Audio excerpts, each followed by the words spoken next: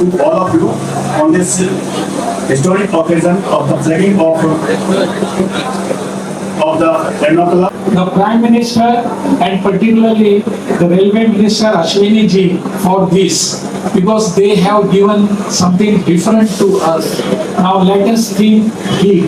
Now let us do big so that we will be contributing to the Vikasit Bharat concept. ഏറ്റവും വലിയ വരുമാനമുണ്ടാക്കുന്ന rail commuting സംവിധാനമായിട്ടാണത് അറിയപ്പെടുന്നത്. അത് കേരളത്തിൽ മാത്രമല്ല, ഭാരതത്തിൽ ആകമാണ്.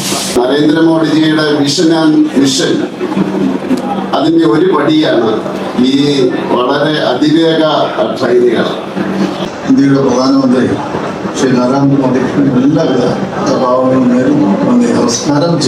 വന്ദേ ഭാരത് സർവീസ് കഴിഞ്ഞ് നമ്മൾ ഓണക്കാലത്ത് തുടങ്ങി, അതപ്പോൾ തന്നെ സ്ഥിരമാകുമോ എന്നുള്ള ആ ഒരു പ്രതീക്ഷ എല്ലാവരും കാത്തുനിൽക്കുന്നു.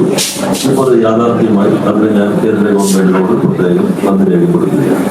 ഇത് എല്ലാവർക്കും അനുയോജ്യമാകും എന്ന് കരുതുകയാണ്. ഒരിക്കൽ കൂടി എല്ലാവർക്കും വേദിയിൽ സന്നിഹിതരായിട്ടുള്ള കേന്ദ്രമന്ത്രിമാരടക്കമുള്ള ഗവർണർ അടക്കമുള്ള എല്ലാവർക്കും നന്ദി പറഞ്ഞുകൊണ്ട് കേരളത്തിന്റെ കൂടുതൽ ആവശ്യങ്ങൾ കൂടി കേന്ദ്ര സർക്കാർ പരിഗണിക്കുമെന്ന വിശ്വാസത്തോടു കൂടി നന്ദി, നമസ്കാരം, ജയ് ഹിന്ദ്. ബഹുമാനപ്പെട്ട റെയിൽവേ മന്ത്രി ശ്രീ അശ്വിനിജിയെ കാണാനിടയായി. അദ്ദേഹത്തിന് രണ്ട് കാര്യത്തിന് ഞാൻ നന്ദി പറഞ്ഞു. ഒന്ന്, ഇന്നത്തെ വന്ദേ ഭാരതിന്റെ എറണാകുളം ബാംഗ്ലൂർ വന്ദേ ഭാരത് നന്ദി പറഞ്ഞു. അതേപോലെ തന്നെ നെടുമ്പാശ്ശേരിയിലെ ഒരു സ്റ്റേഷൻ തുടങ്ങാനുള്ള അദ്ദേഹത്തിന്റെ നടപടി. കൊച്ചിയിൽ നിന്നും ഇങ്ങനെ ഒരു സർവീസ് ആരംഭിച്ചതും അതിന്റെ ആദ്യത്തെ റൂട്ട് എറണാകുളം ബാംഗ്ലൂർ ആക്കി തീരുമാനിച്ചതും കൊച്ചി നഗരത്തിൽ നിന്ന് ഈ സർവീസ് ആരംഭിക്കുന്നതിലും ഉള്ള നന്ദിയും കടപ്പാടും സന്തോഷവും കൊച്ചി നഗരത്തിന് വേണ്ടി കേന്ദ്ര ഗവൺമെന്റിനെ അറിയിക്കാൻ ഈ അവസരം ഞാൻ ആദ്യമായി പ്രയോജനപ്പെടുത്തുകയാണ്.